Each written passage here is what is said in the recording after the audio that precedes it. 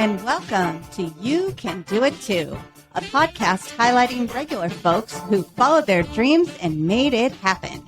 I'm Joan Hutchinson, your restaurant maven. I've been described as a risk taker, though I never thought of myself that way. My mom always told me I could do or be whatever I wanted as long as I set my mind to it, and I believed her. I've moved across the country more than once, was an actor in LA doing theater, independent films, and even stand-up.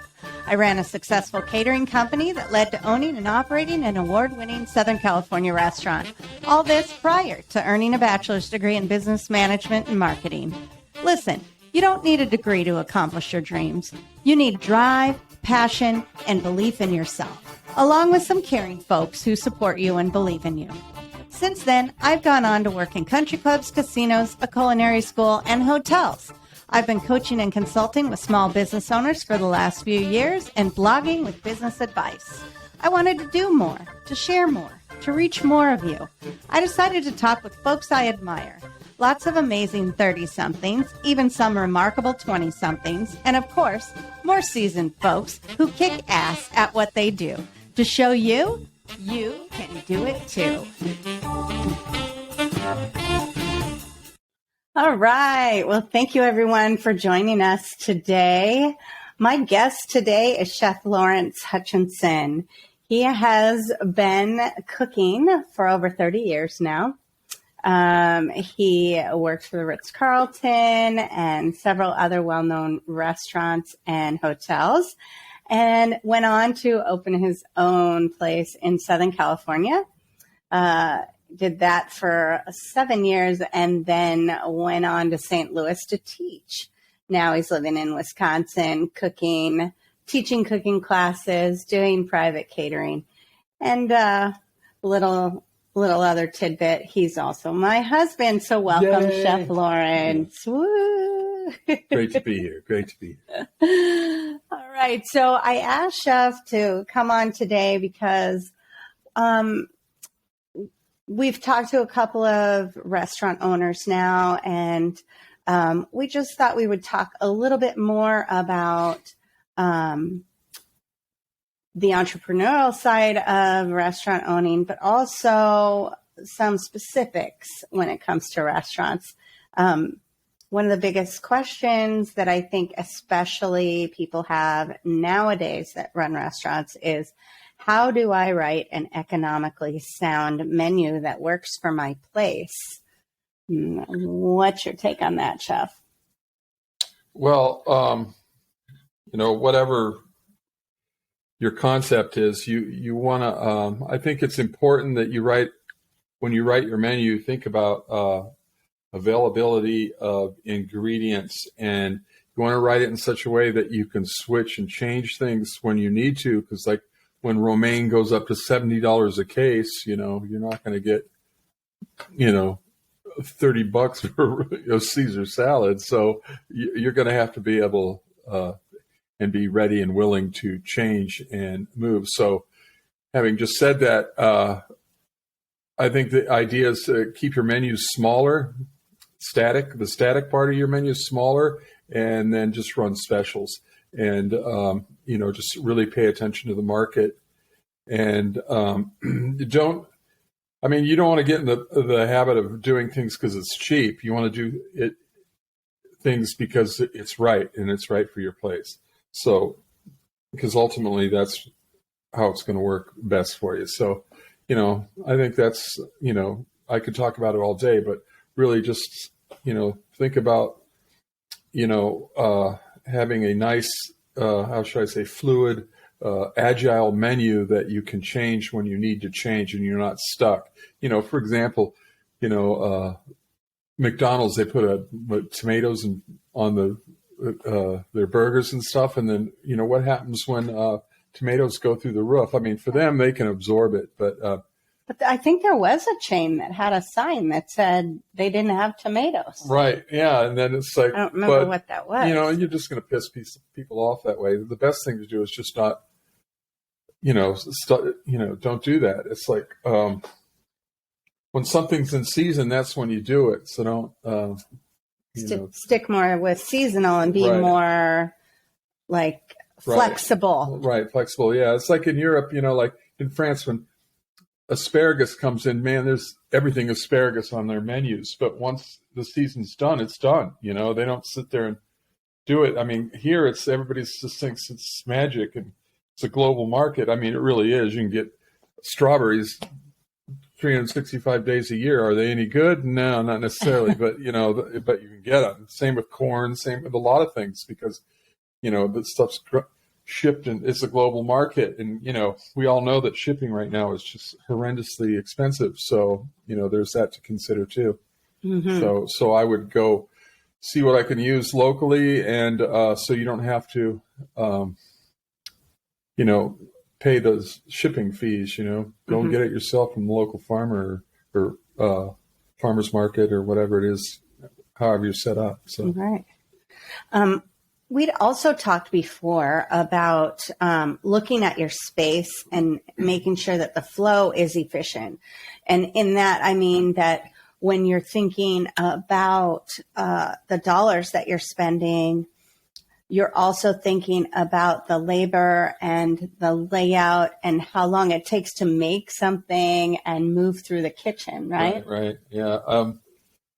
You really need to think about that, because time is money. I mean, let's for example, if everybody's getting $10 an hour, that's 17 cents a minute. If it takes, you know, people, you know, 15 minutes to find all the parts and pieces for their thing they're prepping, well, you know, you got to add that to the cost, price, you know, right. And so you want to have it laid out and designed so, you know, when you're going one way, you're picking up. When you're going the other way, you're dropping off and picking up, dropping off, and picking up, dropping up, you know, and it just makes sense that way. And, you know, you want your equipment in the right spot. So, you know, it's easy to work with. So to do one dish, you want to try to keep it on one part of the line instead of, you know, having it, you know, guy down there doing part of it and sending it, you know, that kind of stuff. So right. You want to be organized that way. The other thing that you kind of just touched on it was equipment. So we've talked before about opening a place with a bunch of equipment. Like you've worked places where they had a bunch of equipment that you never used. Right. And when you're opening a new place, you really need to think about the menu and what right. it is you're serving before you're purchasing and placing right. equipment so in there. So ideally, you know, when you're going to open a place, you're going to know what your concept is, what kind of food you're going to do, and you're going to have an opening menu. And, you know, are you going to be changing your menu all the time? And just what kind of style of food you're going to do. So, you know, that's the equipment you buy. You buy just the right amount of stuff just to do what you need to do. I mean, and some equipment, you know, can you do it by hand? Yeah, they did all this stuff before by hand, before electricity and stuff. So, you know, you got to make that decision too. Some of it saves you time, but some of it really doesn't save you that much more time. It's pretty expensive, you know, because let's face it, you know, some of this equipment is really expensive, as you already probably know. Like Cuisinarts, or what do you call it? We call them Robocous. You know, those are quite expensive. Processors. Yeah, food processor. So, you know, I mean, unless you really need it, don't get it, you know, but, and don't buy stuff until you really need it, you know. And so when you're starting out and writing your menu, that's, you know, get the equipment to produce that menu. And, you know, what you can do by hand, and you don't need 15 or 20 spatulas. I mean, really, how many spatulas do you use? You know, you need to learn to use the equipment you have, wash it, and put it back into service instead of just throwing it in a big pile. And at the end of the day, or some poor sap we call the dishwasher has to take care of all this stuff. And, you know, it's just not cool. So, you know, you don't need all that stuff. And the more you have, the more it's going to cost you, and the more rent you're going to have to pay, because all that stuff takes up real estate, and that real estate costs you money. So, you know, you really don't need it. And like, I mean, there are some things you're going to want a lot of, like, you know, strainers and stuff like that. But, you know, those are the things you use all the time. And you got to decide, how often do I use it, and is it that really that important? So, if you use it every day, all day long, well, by all means. But if you use stuff like once a year, once a month, I'd rethink it. And a lot of stuff, can you do it by hand? Well, yeah, you can. So, you don't need a mixer to make small batches of dough and stuff like that. You can do it by hand, and you just market that too. We do it by hand, and it's like, it's okay. People dig it, Uh-huh. There's like, you put a little more of your soul into it. So, that's really, if you do everything with a machine, well, Sure. I bet that's a different experience for the employees too, for the, so it's going to take some training, right. But I bet they like it better. Yeah. And, I think, labor that's another big issue, but, skilled labor is a real big problem. So it's up to you to train your people. And when you get somebody, you want to keep them. So I think if you invest the time in training, you'll more likely to have a better retention of employees. And, a lot of people, once you start teaching them how to do stuff and where it came from and, a little bit of the history and,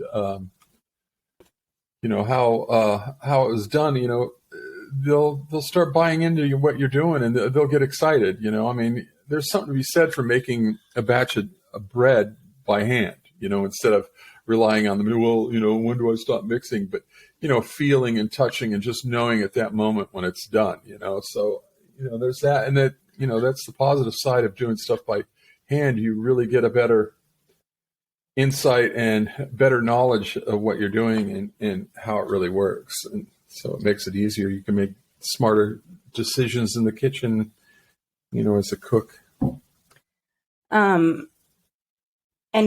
Okay. So you're going to need to invest some time in training, but another way that you can be cost efficient is full use of product. Mm-hmm. So can you give us an example of full use of product? Yeah, I notice, especially, in the last couple of places I've been, when you have somebody, you tell them you need some brunoise this or mince that or whatever, they cut off a third of the onion or shallot or whatever it is you're using instead of just the bare minimum that you need to take off, and or else, they're going so, I don't know if it's laziness or they just don't want to do it. It's just they get to a certain point and they stop and they throw that big chunk of it away because they don't want to, get too close to their hands or anything. So, that's an issue of knife skill. If they don't have good knife skill, there's going to be a lot of waste. And can you use those big pieces? Oh yeah, you can use the big pieces. You can, not that your stock pot's a trash can or anything, but you can use it for a lot of things like that. So, like stock. Yeah, and like if you're making a reduction or something, you don't, it doesn't mean, because it's all going to be gone anyway. Or else if you're making something that's going to get pureed, you can use it that way. And or you use it in family meal. So, like you've talked before about chickens. Yeah. Buying a whole chicken as opposed to buying thighs or legs. Yeah, because I always try to buy the whole chicken because the whole chicken per pound is a hell of a lot cheaper than just the chicken breast. Because you're paying somebody to break it all down for you mm-hmm. and do all that, but you're also paying for all the other parts, but you don't get them. So if you buy the whole chicken, you can make stock. You have, 2 breasts, 2 thighs, 2 legs, you can do all sorts of stuff with that stuff. So, and that's the best way to do it. And the carcass you can make stock out of. I just did say that, didn't I? But so when we're talking about chickens, what about like primal cuts of meat? Does it take too much skill to break down? No, you just have to do it. You buy the bigger subprimals and stuff like that. Mm-hmm. You break down, like you buy the whole ribeye and cut it yourself. Don't buy cut portions of stuff. You can save yourself a lot of money by buying it and portioning it out yourself. Mm-hmm. and any of the waste, because there's a lot of trim when you're doing this. So you can use that trim yourself. You can make, grinded up pork and all that kind of stuff. You can make your own sausages with it. There's all sorts of stuff you can do. You can make, fortified veal stock and make, a demi with it. You can, heck, if the trim is right, you can use it to make, beef pasta or, stir fry or, God, there's all sorts of things you can do. And it's easy to train someone how to do that? I found it's pretty easy. It's just, you gotta, you show them how to do it, you let them do it, and then you come back and show them one more time and let them do it, and then just watch them until they get it. And then, just keep an eye on them. It's not a set it and forget it commercial. You have to, that's your job as the chef or the owner or whatever is, you need to spend the time and make sure they're doing it right. You need to go back and they need to know that you care and that you are watching them and you're training them. So, if you just say, here, do it, here, show them, and then you just let them go, well, you're going to have a lot of problems down the road because they're going to start getting off the reservation on it and doing their own thing, and it might not be exactly what you want. So, right.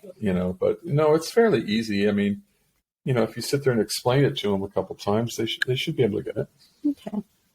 So, one of the things that you've talked to me about was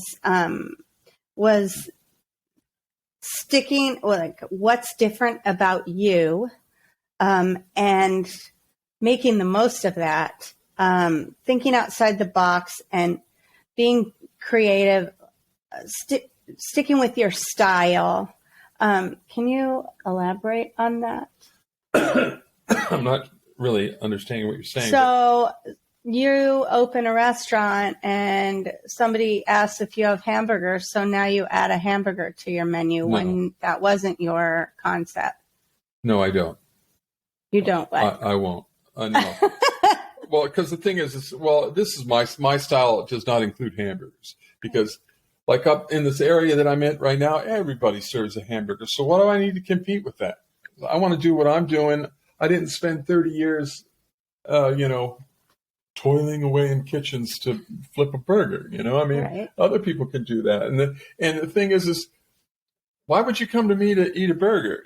But the thing I'm saying, now don't get me wrong. If I have the stuff and somebody asks for a burger and I have the stuff and the time, I'll make them the burger. Right. But the thing is, I'll make it clear what I'm doing. This is not on the menu, and it's not cool that you come in and ask for it all the time.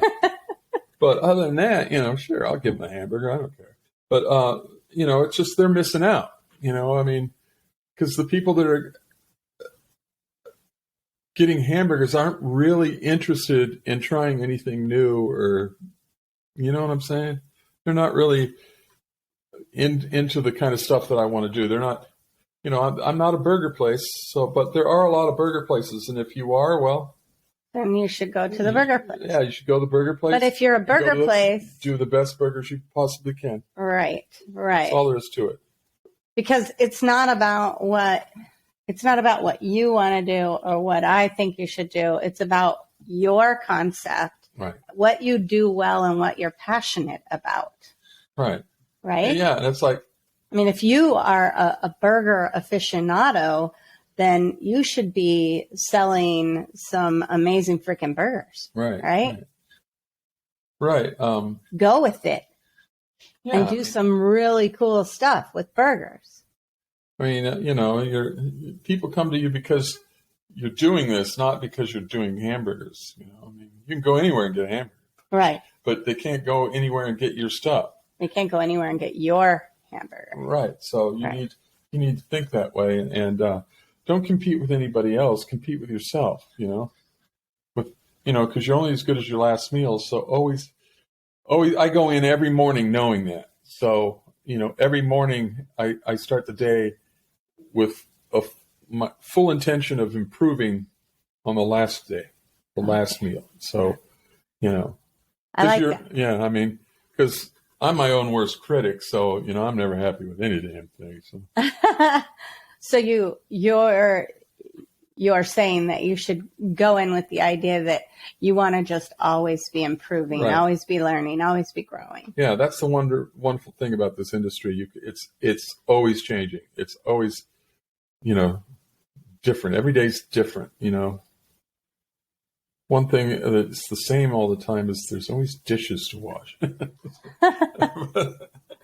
So you're talking about like the concept and how, if you're going to come in and ask for a burger, then you're missing out. And you've talked before to me about educating your customer. Right. And so what do you mean by educating your customer? Okay. First of all, you have to educate your customer and teach them what you're doing, and get them to buy into what you're doing and get them excited about what you're doing and wanting to try everything that you're doing. That can be difficult at times, depending on where you're at and what kind of market you're in and stuff. But the thing is, it can be done. The thing is, don't fear the pushback. They will push back in the beginning. It may take a bit of time, but you have to stay the course. That's one thing people will appreciate and notice if you stay the course and you don't keep switching around because, oh my God, trust in your concept. Yeah, trust the concept and stay the course. Well, like Matt last right. time, he said, I believe in spending the money on the quality product and putting out the best product I can put out, having great people that work for me. And that's what's going to make the difference. That's what people come back for. Right. So the same thing here, right? Yeah. Right. And, and I'm not saying it, doing your dishes don't have to be super intricate or, crazy. I mean, even a burger can be, if you're doing burgers, it has to be the highest quality, the best, because people notice that stuff. People will pay for that, but everybody says they're great. But are they? No. You got to really be great. And people know that. So you got to go the extra mile. It's not enough just to say it, is what I'm saying. Right. There's everybody says, "Oh, world famous." That's easy to get that moniker. You just go on vacation to put a sign up. You have a little way of educating your customer. What is that? Yeah. Well, we all know that you're more likely to try something if it's free rather than, spend the 35, whatever it is, dollars a plate or whatever, a dish, whatever you're doing. So what I do, this thing is Amos Bouche. It's a little freebie that I give, in the course of your, soon after your arrival, and you try it, and the wait person will explain it to you and, give you any history, any background, the backstory on it and everything. And that way you try it. And then pretty soon they are getting an idea of what you do, and they go, "Oh, that was good." So they're more likely to try something they never heard of, on the menu. And believe me, there's a lot of stuff you can do that nobody's ever heard of. So, especially. Yes. Yeah. Anyway, but so that's part of it, and it just it helps tremendously. And then pretty soon they'll start trusting you, and then you could do. I also do special dinners like international dinners. I would do them once a month, and I do like 4 or 5 courses, and they wouldn't get any choice. I'd just do it, and then people would get it that what you're doing, because then everybody says, "Oh, we're doing Chinese dinner," and all a lot of people think all that there is to Chinese is soy sauce and sesame oil and ginger. But they get to learn that it's a lot more than then that. This way you can teach them that there's a lot more to it than that, And so, I do all that kind of stuff because I run a fairly eclectic menu. I like to do small plates.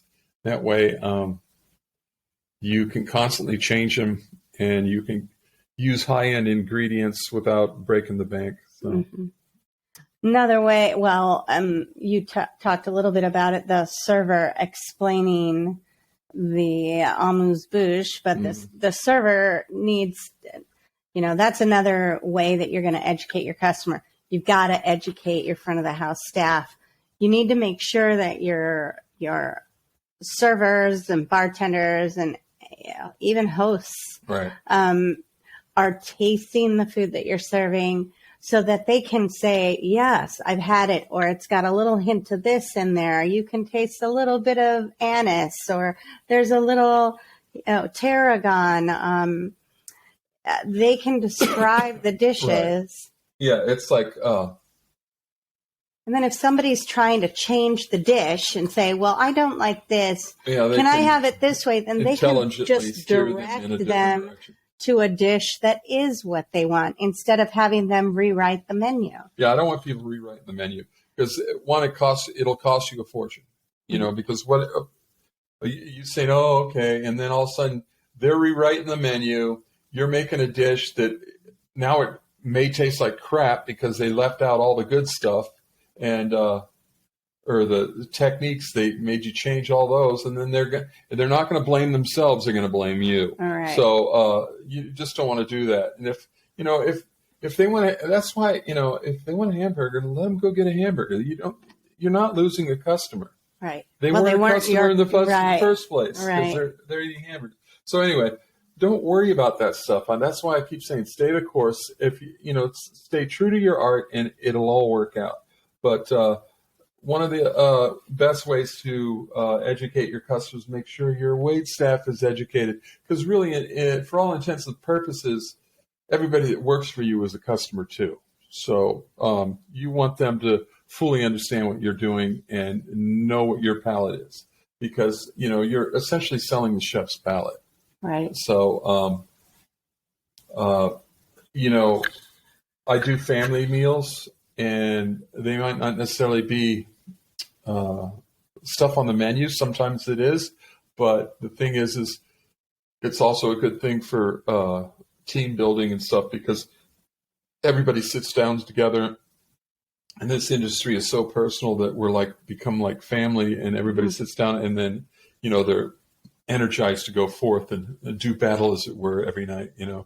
So and at this time you do your stand up, you talk about all the specials. You make a sample of all the specials, and they could taste it, and then you make you ask questions, you get them to ask questions, and then they can go forth and sell the specials because you want them to sell the specials. A little note on specials: when you're making specials, you don't go out and buy things. You go out and use the stuff you have. That's where the creativity comes in. You have to do that. So when you write a menu, you think of all the ways you can get rid of the product if it's not moving, for whatever reason. Because a lot of things you have to buy a whole case of to get any kind of, value out of it, because, you buy one lemon and it's like almost $1, but you buy a case, right. It's drops the per lemon price. Right. So, so you want to be careful there. So when you're going back to writing your menu, like I would use, I use tons of fresh herbs and stuff. So when I write the menu, I'm thinking about the stuff I have to buy and then how I'm going to use it, because I might not need all of it. Because there's some weeks that like item A sells like gangbusters, and then another week it doesn't hardly move at all. So what are you going to do with all that stuff? You got to learn how to turn it around. So that's where you turn things into specials and stuff like that, because really anybody can do a great meal with a duck breast and some baby lamb chops or whatever. But what can you do with a carrot and 6 beets? That's what you need to, be ready to do, is be creative that way. So, right. And people appreciate it. So. And talking about ordering and needing to order by the case, a great way to think about when you're ordering things is when you have product on the shelves, that's money. That's like taking that money and putting it right there on the shelf. So it is no longer in your bank account, and it is not money until someone buys it. So the less product on your shelves, the better. So just-in-time ordering is really important. And I know that right now in the current climate, it can be difficult. So you need to talk with your purveyors about what's readily accessible, what's easy to get.